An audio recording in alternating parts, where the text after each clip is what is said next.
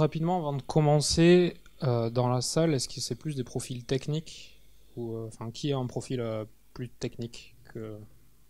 Donc bon, ça devrait aller. Parce que ça va être ouais, assez technique. Pour ceux qui ont l'habitude, ça va. Pour ceux qui n'ont jamais vu, ça risque d'être un peu plus compliqué. Donc je vais commencer par me présenter moi. Donc je m'appelle Bastien. Mon profil, c'est plus, je travaille dans tout ce qui est automatique. Donc ça va, c'est ce qu'on appelle DevOps maintenant, nos profils. Donc ça va être la mise en place des pipelines de production, des outils internes aux équipes de développement. Donc tous ces process et ces outils pour aider les développeurs et les ops à faire leur boulot. Actuellement, je travaille pour un grand compte de l'aéronautique à Toulouse. J'ai un peu l'impression d'essayer de citer Coca sur France 2 là, mais vous avez compris à peu près où je veux en venir. Je suis dans une équipe de machine learning et data science. Nous, on ne fait pas de la data science à proprement parler. On met à disposition un outil aux équipes de data scientists. Et ça va être du serverless. Le serverless, vous connaissez, les lambda AWS, ça va être pas mal là-dessus, mais c'est pas très important si vous connaissez pas. Donc voilà, on travaille sur cette infrastructure-là. Et donc dans ce contexte, moi je vais automatiser tout le déploiement. Et c'est ce qu'on va faire aujourd'hui. Actuellement, je suis donc chez D2SI, qui est une filiale de Devoteam. Donc D2SI que je vais vous présenter maintenant. Donc D2SI, ça existe depuis 2007. Actuellement, c'est 170 personnes qui sont réparties sur Paris, Toulouse, et là récemment on a des agences à Lyon et Nantes qui viennent de se monter. Donc on est AWS Partner et partenaire premier depuis quelques temps. Donc on donne des formations. En fait, bon, je suis pas le mieux placé pour vous parler de la société. On a pas mal de gens qui sont au stand si jamais ça vous intéresse de discuter plus de ça. Mais en gros, on fait de l'expertise tech, donc autour d'AWS, pour toutes les tailles d'entreprise. Donc ça va de très très grosse à très très petite. On fait de la formation AWS. Alors, on est certifié pour faire de la formation AWS. On a des gens chez nous qui sont certifiés pour faire ça. On s'occupe aussi beaucoup d'automatisation, de DevOps, du coup. C'est pour ça qu'on est ici. Et on essaie aussi de pousser de ce qu'on appelle l'acculturation ou de faciliter le transit des entreprises IT vers du cloud. Donc à peu près comme toutes les boîtes, je pense, d'IT en 2019, on est en process de recrutement. Donc si jamais ça vous intéresse, comme je disais tout à l'heure, on a un stand, ils vous accueilleront, ils sont très sympas. C'est tout pour la partie présentation. On va accélérer et partir direct dans la partie technique. Je vais rapidement vous présenter une architecture de ce sur quoi on va travailler. Et puis après, on va commencer à bosser dessus. Alors, voilà l'architecture qui est déjà faite. Cette partie-là, je l'ai déjà codée. On va bosser sur ce repo. En gros, on est sur du serverless. On va faire un chat. Parce que c'est assez marrant. Et si jamais il y a des gens qui ont des laptops dans la salle, on pourra voir ce qui se passe au niveau du déploiement. Et ça va être une architecture, c'est quelque chose que j'ai lu que des gens appellent ça des architectures mulets, un peu comme les Allemands avec la petite queue de cheval. C'est que la façade est classique, c'est du WebSocket et c'est un chat en WebSocket. Par contre, derrière, on a un backend qui est un peu fantaisiste. Donc là, ça va être, on va utiliser du coup les WebSockets sur les API Gateway d'AWS avec derrière des lambdas qui vont processer ça et écrire dans des DynamoDB. Donc c'est full, pour le coup, on est full serverless. Comme je disais tout à l'heure, si vous avez à disposition des laptops avec une connexion internet, vous pouvez installer ce petit outil, ou si vous avez quelque chose pour attaquer du WebSocket, faites-vous plaisir. Et dès que je sors du slide, là, je posterai l'adresse du WebSocket où il faut se connecter, qui est déjà déployé. Donc, je vais le faire tout de suite en fait. Je vais le mettre sur Twitter, j'ai pas trouvé de meilleur moyen pour vous le partager facilement. C'est Banst, mon Twitter. Et j'ai mis un hashtag DevOpsDay, ça devrait pas trop dur à trouver. Voilà, c'est fait. Donc le problème vu qu'on a que 30 minutes, j'ai déployé ça tout à l'heure dans le couloir. Il va falloir me faire confiance sur ce que je vais dire là. C'est que ce style de déploiement, c'est lent, c'est répétitif. C'est moi qui ai dû le faire à la main. J'aurais pu me planter. Si je le fais 3 ou 4 fois, je vais forcément me planter à un moment donné. Et donc on n'est pas très solide au final. Donc c'est ces 3 problématiques là qu'on va essayer de résoudre maintenant. Et on va faire ça avec c'est du live coding et ça va être sur un outil qui est sorti hier en release, donc c'est super. On s'en voit pas du tout à la mort. Ça s'appelle GitHub Action. Je sais pas s'il y a des gens qui ont déjà testé GitHub Action, qui est en bêta test depuis décembre dernier, je pense, quelque chose comme ça. Ouais. Et qui est du coup sorti hier en release officielle. Donc c'est un outil de CI/CD. Tout ce qu'on va voir là pour GitHub Action, vous allez pouvoir l'appliquer sur n'importe quel CI/CD, GitLab CI, Drone, Jenkins pour ceux qui sont courageux. Voilà. Donc c'est parti. Alors je vous partage mon écran.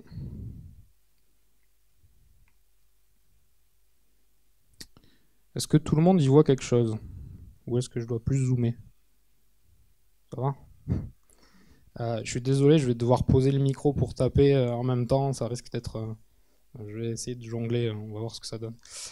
Donc déjà, pour comment fonctionne GitHub Action, c'est que... donc là, c'est ce que je vous ai présenté tout à l'heure, c'est l'architecture, hein, avec un dossier avec les 3 lambdas. Donc celle qui va réagir à la connexion, à la déconnexion, et celle qui va gérer les messages qui vont transiter. Pour l'instant, je peux vous montrer ce que ça donne. Ouais, ça doit être très petit pour vous.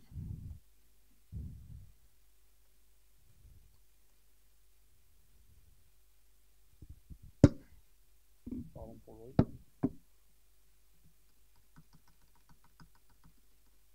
Est-ce que c'est bon pour vous? Non. Là, je suis connecté en fait sur l'API Gateway. Donc on voit que quand j'envoie un message, genre je sais pas, hello. Voilà, le serveur me répond. Donc s'il y a d'autres personnes connectées, vous allez recevoir le même message et on va pas pouvoir se parler parce que c'est plus rigolo de l'implémenter en live. Donc on va implémenter la gestion des messages en live et on va redéployer automatiquement. Et ça va être un peu le but de la présentation. Donc, ce que s'attend à avoir GitHub Action pour démarrer des workflows, c'est que ceux qui ont l'habitude de bosser sur GitHub, tout ce qui est template d'issue, enfin tout ce qui est relatif à GitHub en lui-même, ça va souvent aller dans un dossier qui s'appelle .github. Voilà. Ici, on va faire un autre dossier qui s'appelle workflow. Et puis, je vais commencer à faire mes workflows. Donc le premier que je vais faire, c'est souvent le premier qu'on implémente, ça va être celui pour tester. Tester faire passer les tests unitaires, quoi. On est toujours dans une optique de faire du fail fast, donc c'est-à-dire d'échouer le plus vite possible pour pouvoir déjà être habitué à résoudre des problèmes. Donc on a l'habitude, on n'a plus peur que ça pète. Et à la fois aussi pour que ça soit plus rapide à corriger. Donc vu que j'ai beaucoup d'imagination, je vais appeler ça test. Voilà. C'est du YAML. Vous avez l'habitude, j'imagine. Je vais lui donner un petit nom. Voilà. Donc ensuite, j'ai un petit truc pour me créer le boilerplate vite fait. Du coup, le on, ça va être le trigger de l'action. Pour l'instant, je vais la trigger sur push. Pour que ça se déclenche à tous les push, parce que les tests sont assez rapides. Je vous ai pas parlé du process sur le workflow de Git. Est-ce qu'il y a des gens qui connaissent Trunk-based? Ça vous parle? Pas du tout. Gitflow, ça vous parle? C'est triste. Du coup, Trunk-based, c'est en fait, pour ceux à qui ça parle Gitflow, vous avez l'habitude de faire des merges dans tous les sens, sur master, sur release, sur dev, sur je sais pas quelle branche. Et on se rend compte qu'il y a pas mal de branches qui sont pas très utilisées. C'est assez pratique pour tout ce qui est management et pour suivi de tâches. En gros, c'est pas pratique pour moi. Au niveau des devs, le trunk-based, ça se veut à simplifier ce workflow-là et à reprendre un peu l'origine de Git, c'est-à-dire on va bosser sur master direct, on va tout pousser sur master. Donc évidemment, on va faire des branches courtes. Donc courtes, ça veut dire maximum 2 jours. Donc il va falloir bien découper les tâches. On va faire des branches qui durent maximum 2 jours par développeur. Et une fois que le taf est fini, et souvent, nous, on est comme ça actuellement sur notre projet. Et on doit faire des pull requests à peu près, il doit en avoir 3 par jour par dev. Donc vous voyez, c'est quand même la moyenne, c'est plus une demi-journée par tâche. Donc on fait notre branche, on fait une pull request et ça part sur master. Et quand ça part sur master, ça part en prod puisqu'on est en déploiement continu, c'est ce qu'on va faire. Donc en premier, on veut tester que ce qui arrive sur master, ça va pas exploser notre prod vu que ça va partir direct. Donc voilà. Là, je mets la liste de mes jobs. Les jobs sont runnés de façon asynchrone, donc sauf si on met des dépendances. Mais là, souvent, on va avoir qu'un seul job. On va se rendre compte.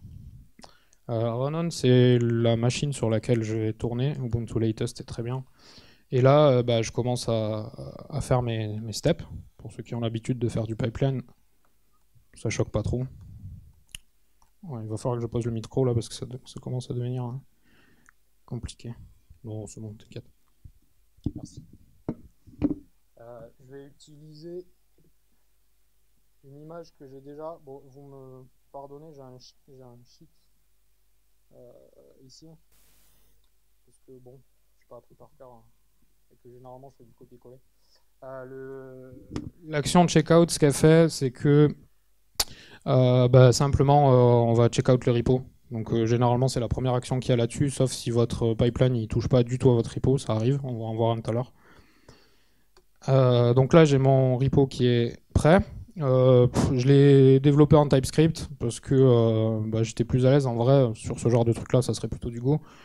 Mais j'étais moins à l'aise avec le Go, mais quand même en TypeScript parce qu'on n'est pas des barbares et qu'on type.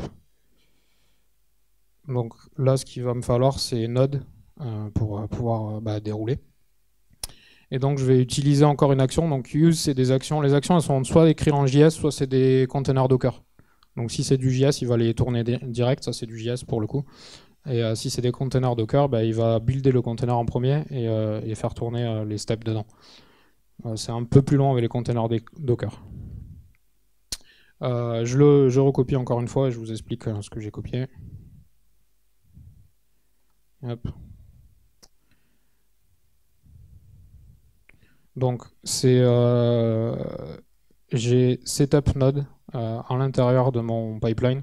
Donc c'est-à-dire que après ce step-là, je vais avoir npm qui est dispo, enfin est node en version 10.x. Ça c'est pas par hasard, c'est parce que ma stack lambda, elle va être le runtime, ça va être du 10.x, il précise pas sur AWS. On peut utiliser aussi node 8. Je sais plus si on peut encore utiliser node 6, mais de toute façon il faut pas. Donc là j'ai Node dont je vais pouvoir me servir dans mes steps d'après, qui est déjà installé avec npm. Ça c'est une particularité de GitHub Action. Souvent sur du GitLab CI, ça va être des images Docker. Donc vous allez tourner les steps d'après dans l'image Docker qui a déjà Node et npm installé. Enfin après vous vous adaptez à votre outil de CI, mais c'est transposable. Donc ensuite, on va faire notre test d'installation de dependencies. Pareil, je copie. Au final, c'est plus pratique avec le micro. npm CI, pour ceux qui ne connaissent pas, ça fait l'installation des dependencies en prenant le package lock de JSON et pas le package de JSON. Donc ça va un peu plus vite et en plus, on est sûr de ce qu'on installe sur le CI de la version. Et après, on run avec Lorna. Vous connaissez Lorna? Non?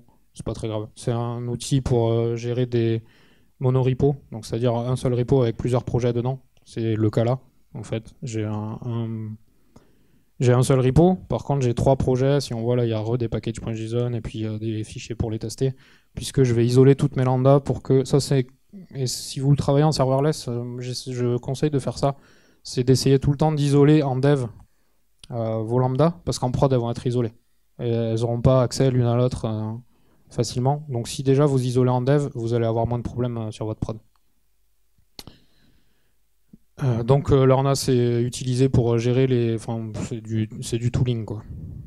Donc Bootstrap, ce que fait Bootstrap, c'est qu'il va installer toutes les dependencies de tous mes sous-projets. Donc voilà pour ça. Et ensuite, bah, c'est ça qu'on veut faire en fait. Depuis tout à l'heure, on écrit du blabla pour faire ce step-là.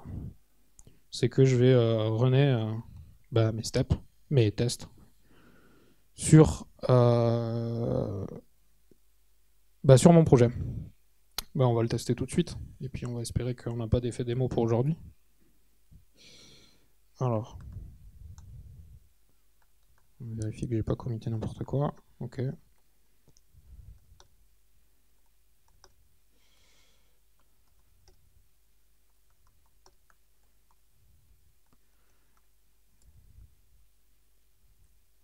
J'ai un commit hook aussi qui va vérifier tout ce qui est lint et tout.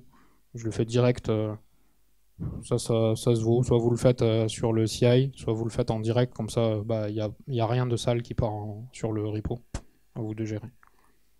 Et puis un git push. Et puis on va aller voir sur le repo ce qui se passe. Donc la partie action, vous l'avez sur l'onglet actions. Là, normalement, ça a l'air de marcher. Alors, on voit qu'il nous a fait le workflow test, qu'il met ici. Si on rentre dedans, il va pas tarder à démarrer si tout va bien. Voilà. Et là, on va voir tous nos steps arriver. Donc notre checkout, le setup de node, l'installation des dependencies. C'est du node, c'est long.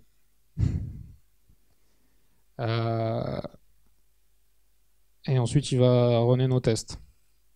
Très important, du coup, quand on est dans ce mode de fonction là, c'est que vos tests, il va falloir. Enfin, là, je fais que des tests. Faites du coverage aussi, d'être sûr que vous couvrez toutes vos fonctions pour que, toujours pareil, vous échouez le plus rapidement possible. Donc, de ne pas laisser passer des trucs qui vont péter en test d'intégration et ça va être extrêmement long après de revenir. Si c'est quelque chose qui aurait dû péter au niveau des TU et que ça pète au niveau des tests d'intégration, de façon générale, ça va vous prendre 2 à 3 fois plus de temps pour retracer d'où ça vient. Donc voilà. Bon, là, on voit que en vrai, je suis pas super, 97,67%. Normalement, moi, je suis un peu barbare du 100% sur ce genre de projet-là. Mais bon. Donc là, on a notre workflow qui est passé. Donc maintenant, ce qu'on va faire, c'est qu'on va utiliser sur GitHub, ça y est, sur quasi tous les bons gestionnaires Git. Je sais pas comment on appelle ça. Mais vous l'avez sur GitLab CI aussi. J'ai aucune idée si ça y est sur Bitbucket ou pas. Mais vous avez la notion de branches qui vont être protégées. Donc là, je vais rajouter une règle sur ma branche de master. Et je vais dire que, alors déjà, vous pouvez demander une review, ça, quand vous travaillez en team, toujours, quoi, avant que ça, et surtout en trunk-based, avant que ça parte dans le master, on fait toujours une review par le poteau d'à côté ou la poteau d'à côté qui va vérifier qu'on n'a pas fait n'importe quoi, même si les tests ont passé. Là, je vais pas le faire parce que je suis tout seul, donc ça va être un peu fatigant si je dois me reviewer mon propre code. Puis de toute façon, normalement, je suis d'accord avec moi-même. Ce qu'on va faire, c'est que, par contre, on va lui demander qu'il y ait un check qui soit passé avant que le merge soit possible.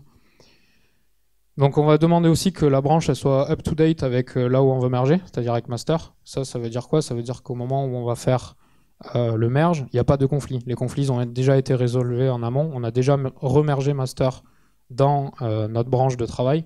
Ce qui normalement, vu que c'est des branches qui durent une demi-journée, une journée, c'est pas des merges comme on a. Les gens qui travaillent en Gitflow, ils doivent avoir l'habitude du rush de fin de sprint où tout le monde veut merger en premier pour pas se taper les conflits des voisins et des voisines. Donc là, on ne devrait pas avoir ce problème-là. On ne doit pas avoir ce problème-là. Et on dit que c'est la personne qui demande la pull request qui fait le boulot de faire les merges conflits en premier. Donc là, quand GitHub va me dire OK, tu peux merger, bah, ok, je peux merger, il n'y a pas de conflit. Et je vais lui dire, là, il va m'afficher tous les statuts qu'il a trouvés, qui ont tourné. Là, pour l'instant, on en a qu'un, c'est test, ça tombe bien, c'est celui qu'on veut. Donc voilà. Donc ici, je vais pouvoir merger mes pull requests maintenant seulement si je suis à jour de la branche dans laquelle je veux mettre ma pull request master et j'ai passé mes tests avec succès évidemment. Si c'est un fail, c'est pas autorisé.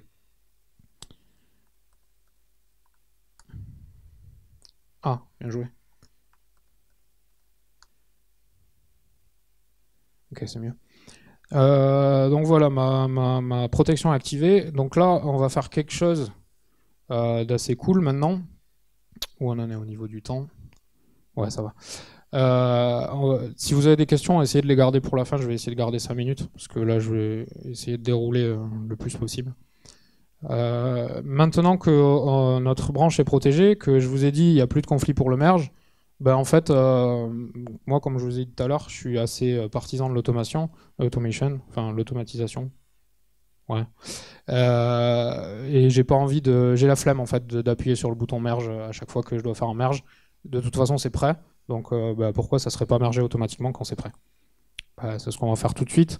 Là, je fais le gros feignant, je fais ça, et puis je vous explique ce qu'il fait. Comme ça, on déroule un peu plus vite. Alors, les triggers, ils sont un peu plus tricky ici. Ça, c'est facile, vous avez la doc sur GitHub, sur quels triggers sont à votre disposition. Donc, on va lancer ça sur quand la pull request, on lui ajoute un label, on lui enlève un label, on l'en synchronize, ça veut dire on repush du code sur la branche. Elle est ouverte, elle est éditée, ça c'est au niveau interface, du coup on a édité le titre ou le contenu. Elle est prête pour review, ça veut dire que on a dit est-ce que tu peux review ma PR s'il te plaît, il me semble. Elle est réouverte ou elle est débloquée. Et enfin, on a une pull request qui a été submitted, c'est-à-dire la personne à qui on a demandé de faire la pull request, elle a dit c'est ok ou c'est pas ok, faudrait que tu changes ça. Ce qui va tourner, donc le job, toujours pareil, on l'appelle automerge, on run sur Ubuntu Latest, on se pose pas trop de soucis. De questions, pardon. Et les steps, il y en a qu'un seul, et là on voit qu'on fait pas de checkout, on n'a pas besoin du repo, c'est juste de l'API GitHub. On va utiliser une action qui a été développée par cette personne très sympa, et qui fait en fait de l'automerge avec un. Donc il va falloir lui fournir un secret. Donc là, c'est la première fois qu'on voit les secrets au niveau de GitHub. Je vais vous montrer où ils sont. Dans le repo, ils sont là. Je les ai déjà activés.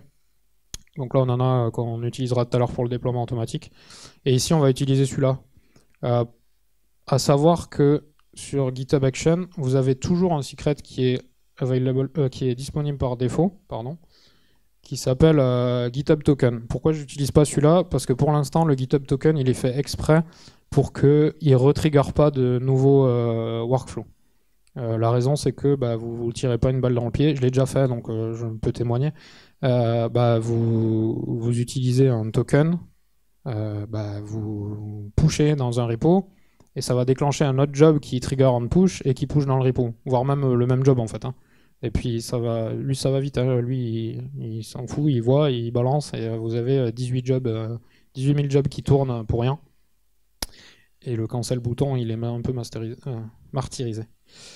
Donc, mais moi, je veux explicitement que mon automerge il déclenche un autre pipeline, puisqu'on va vouloir déployer automatiquement dès qu'on a quelque chose qui arrive sur master. Donc s'il merge automatiquement, ça va faire un push sur master. C'est un peu triste si derrière mon déploiement automatique il part pas, quoi. Donc ce que je fais, c'est que j'utilise un bot GitHub, c'est un utilisateur comme un autre que j'ai créé et que j'utilise dans mes repos où j'en ai besoin, et qui va faire l'action du merge, et du coup là ça va déclencher le trigger sur. On a la possibilité de déclencher d'autres workflows. Et j'utilise merge method squash, ça c'est par préférence, c'est-à-dire que je vais squasher tous les commits automatiquement qu'il y a sur la branche actuelle, et ça va faire un seul commit dans master automatiquement en prenant le titre de la PR, je crois, et du coup ça fait quelque chose de formaté, c'est bien pour mes tocs, c'est agréable. Pendant qu'on y est, on va c'est pas la peine de tester celui-là tout seul. On va aussi mettre le workflow de déploiement. Là, je vais passer un peu plus vite dessus, parce qu'on commence à avoir l'habitude. Le nom, on push sur master. Donc ça va déclencher que quand on a quelque chose de nouveau qui arrive sur master. On va faire sur du Ubuntu latest pareil, on checkout, on setup node comme tout à l'heure. L'install des dependencies, ça ressemble beaucoup à ce qu'on a fait dans les tests.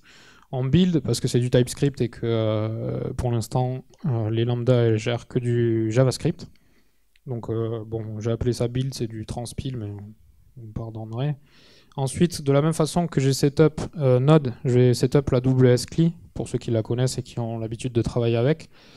Et ensuite, je vais faire mes deploys. C'est une stack CloudFormation, ça vous parle? Pas du tout? Oui? Ouais. Ok. Bon, ben, comme d'hab, du coup, package, en lui donnant un S3 bucket que j'ai mis dans les secrets. Ça, à vous de voir. Vous pouvez aussi l'écrire en dur ici, c'est pas très secret. Ça l'est par contre.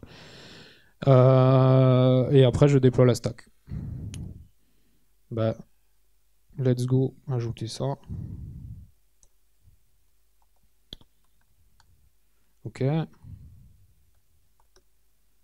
Hop. Et là, on a mis quoi? Auto-merge. Et deploy. Ok. Là, je vais peut-être me faire jeter par mon pré-commit push. Non. Bon, j'ai dû déjà gérer ça. Donc là, c'est bon, c'est poussé, c'est prêt. Donc, qu'est-ce qu'il nous reste à faire? On va vraiment... Je sais pas s'il y a des gens qui ont réussi à se connecter sur le chat. Mais on va se connecter dessus. Et puis on va faire notre paire. Hein. Donc et on va regarder comment ça marche. Donc hop. Implement.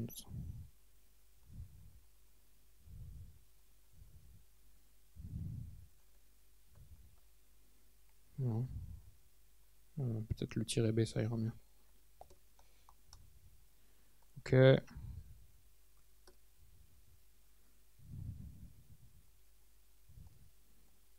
Je pousse ça, histoire qu'on traque la branche. La dernière fois, il m'a fait une petite blague, ça n'a pas marché. Ok, c'est bon. Donc là, on va changer le code au niveau du handler des messages. Je me le suis déjà préparé, hein, histoire qu'en coup de stress, je fasse pas n'importe quoi. On va dire ça. Donc ça, c'est le message que vous receviez tout à l'heure. Et là, on fait un vrai handle de message. Donc ce qu'il va faire, c'est que...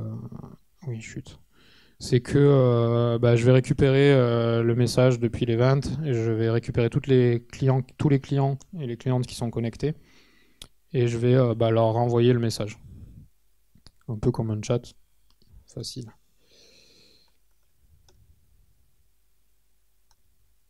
Ok. Ça c'est le ski code de lambda. Ok pour ça. Hop. Je pose un peu parce que là ça me saoule.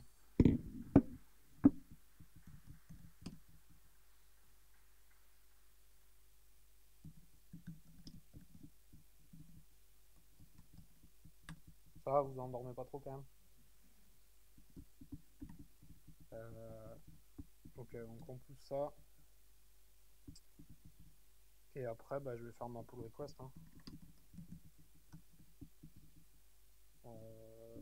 J'ajoute le label automerge, c'est celui qui va être utilisé pour automerge pour lui dire que il va attendre qu'il y ait un label automerge pour merger. Ça nous permet de faire des pull requests qui ne vont pas être automergés si jamais on a des problèmes avec. Mais de toute façon, on va voir, je vais vous expliquer, mais je vais devoir faire une étape manuelle. Là. Ouais, très bien.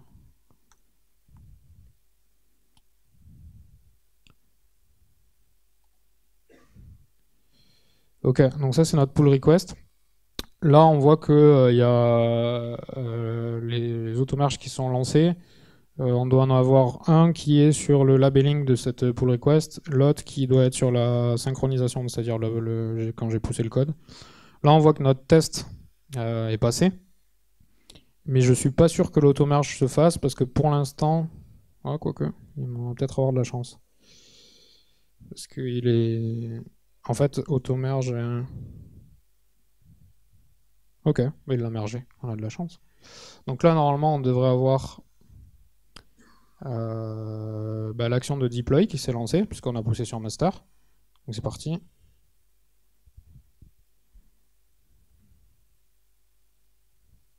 Encore dans les temps. Ouais.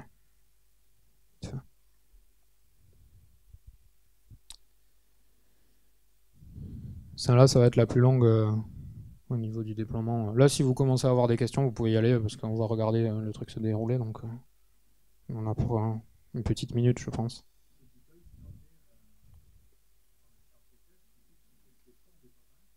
Non, le deploy il s'est lancé parce que l'auto-merge a mergé sur master. Mais l'auto-merge n'aurait pas mergé sur master si on avait un fail au niveau des tests.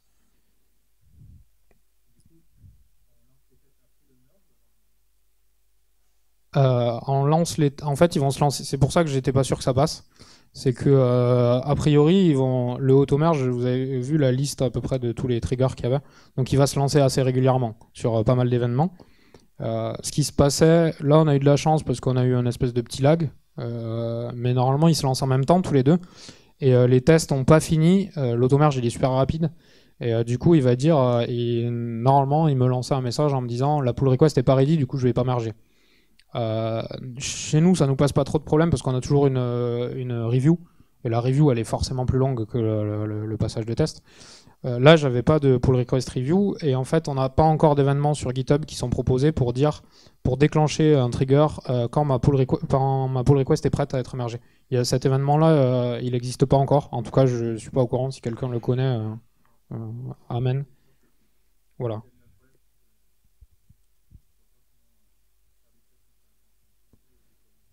Bah, là, je l'ai pas fini. J'ai pas eu le temps de la finir pour ce talk. Ça a déployé. Donc là, a priori, on devrait pouvoir envoyer des messages et les recevoir. Si vous avez bien remarqué aussi, on n'a pas eu de downtime. J'étais connecté avant le déploiement, je suis toujours connecté. Parce qu'en fait, j'ai pas redéployé mon API. J'ai redéployé que ma lambda sur la stack. Voilà. Donc là, je reçois le hello. Ça, c'est le timestamp. Ça, c'est mon ID un peu sale de connexion WebSocket. Et je le reçois. S'il y a d'autres gens dessus, vous pouvez envoyer des messages. S'il y a personne, c'est pas grave. C'est un peu triste. Et, mais du coup, ouais, du coup, je suis en train de faire une action pour c'est pas très propre, mais d'attendre, enfin, de lui dire, attends le workflow test avant de te lancer. La fin du workflow test, il y en a un qui tourne pour essayer de faire ce time-là. Après, s'il y a, comme je disais tout à l'heure, les pull requests de prête, ce mécanisme-là, il va faire la tempo en fait, qui est assez long. Et sinon, après, moi, je faisais là pour le talk, ce qui était prévu, c'est que je refasse un label. Et du coup, ça allait redéclencher puisqu'il est trigger sur label. Et ben c'est à peu près tout. J'ai une petite conclusion tranquillou et puis on pourra passer aux questions ou si vous voulez aller manger.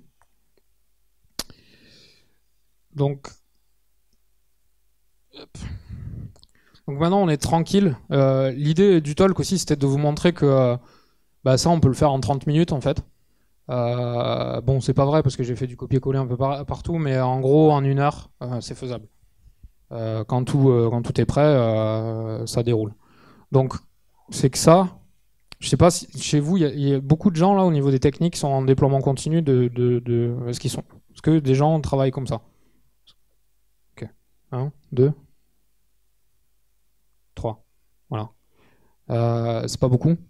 Et en vrai, en 2019, ça devrait plus être notre boulot d'arriver et de devoir mettre en place ça. Là, ce que je veux montrer, c'est que ça se fait facilement. On peut mettre. Là, nous, on y va comme des barbares et on déploie tout à tous les commits.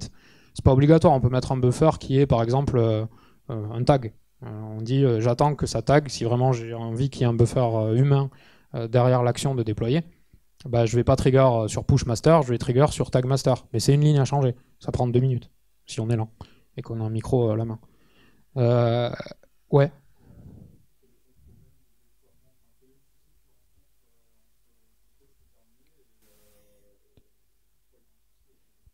Non, c'est pas avec le déploiement. Ce dont on parlait tout à l'heure, c'est l'auto-merge. Celui qui dit je merge la PR automatiquement si elle est prête. En fait, pour lui, tant que le test est running, la PR elle est pas prête à être mergée. Et heureusement, parce que sinon ça voudrait dire qu'on balance dans master avant d'avoir fini les tests. Donc et pour l'instant, il n'y a pas de moyen de dire à GitHub si j'ai si j'ai un workflow qui s'appelle test qui tourne, enfin qui est en train de tourner, ne déclenche pas le workflow de l'auto-merge pour attendre en fait, avoir un buffer. Ouais, il se lance. En fait, lui, les triggers, c'est label, c'est synchronize, non, voilà. Et non, on peut pas mettre des dependencies. On peut mettre des dependencies entre jobs, voilà, mais pas entre. Voilà, exactement. Ouais. Et pour l'instant, il manquerait en fait. Ce qui serait cool, c'est d'avoir un autre trigger qui dit ma PR, elle est prête à être mergée. Ouais. Ok. Ouais, mais c'est typique, enfin, pour le coup, c'est lié à l'outil. C'est pour ça qu'on est toujours aussi obligé de s'adapter aux outils qu'on a. Mais normalement, il y a toujours une façon de faire. Donc, bah, maintenant, on a quelque chose qui est rapide, hein, vous l'avez vu, ça a déployé quand même assez rapidement. C'est quelque chose qui va être reproductible puisque ça va faire toujours la même chose. Même au niveau de nos commits dans le master, ils seront formatés. On sait qu'ils auront passé les tests, donc si jamais on a un bug, on peut faire on peut remonter les logs et aller voir à quel commit on a explosé. Et puis, il n'y a plus personne qui gère ce travail-là. Et bah, l'équipe qui fait tooling, DevOps et tout ça, elle peut commencer à travailler sur des parties un peu plus tricky, donc des gros tests d'intégration, des tests de charge, d'automatiser des choses et de bosser beaucoup avec du machine learning pour. Bah là, je pensais l'autre jour, ça serait cool d'avoir un outil qui te fait les commit messages automatiques, juste en analysant ce que tu as mis dans ton stage, quoi. Et à mon avis, ça doit être faisable, mais c'est pas des problématiques qu'on aborde pour l'instant. Quand on arrive, ce qu'on aborde, c'est ça, ce que je viens de faire là. Bah, merci pour tout et pour votre écoute. Je sais que c'est pas toujours facile, surtout quand ça déroule techniquement comme ça. Donc maintenant, si vous avez des questions, d'autres questions, c'est parti. C'est à vous.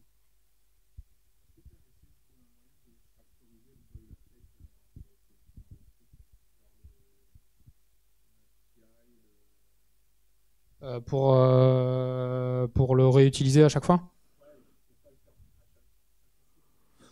Non. Ouais. Ouais.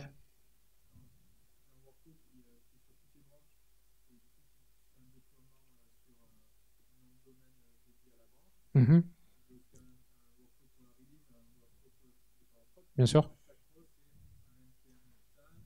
Bah, il y aurait une façon de faire, c'est qu'on peut, bah, par exemple, pardon, sur GitHub Action, bah, on peut faire une action qui fait ça, qui est custom.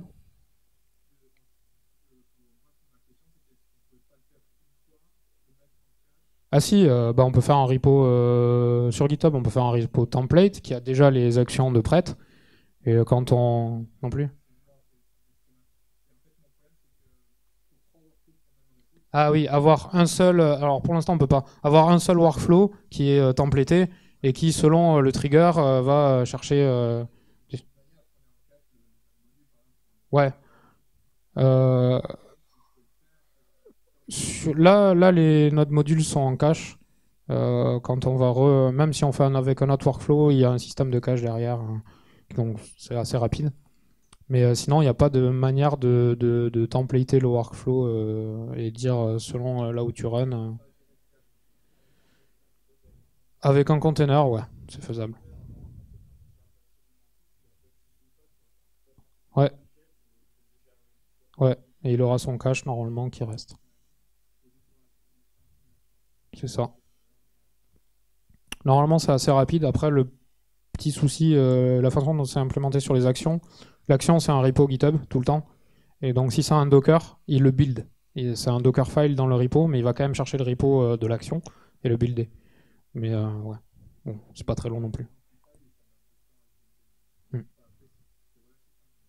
Ok. D'autres questions?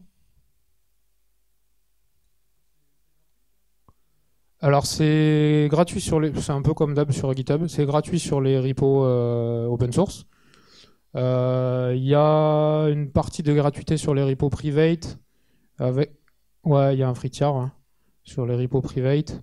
Et après, il y a des licences au niveau de l'utilisation du sépare temps de runner. Enfin, le temps, l'horloge. Comme la plupart des CI. Ouais.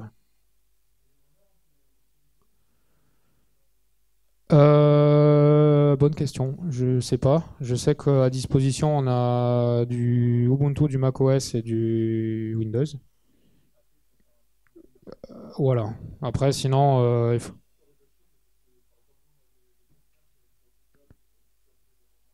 ouais. Je crois qu'il y a des ARM, moi. Il me semble qu'il y a des runners ARM déjà prévus.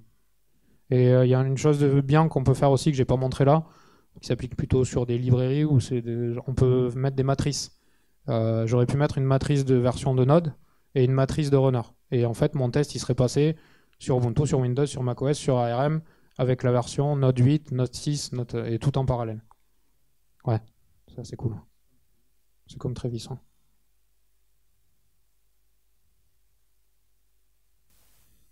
C'est bon pour vous? Bah, à table. Merci.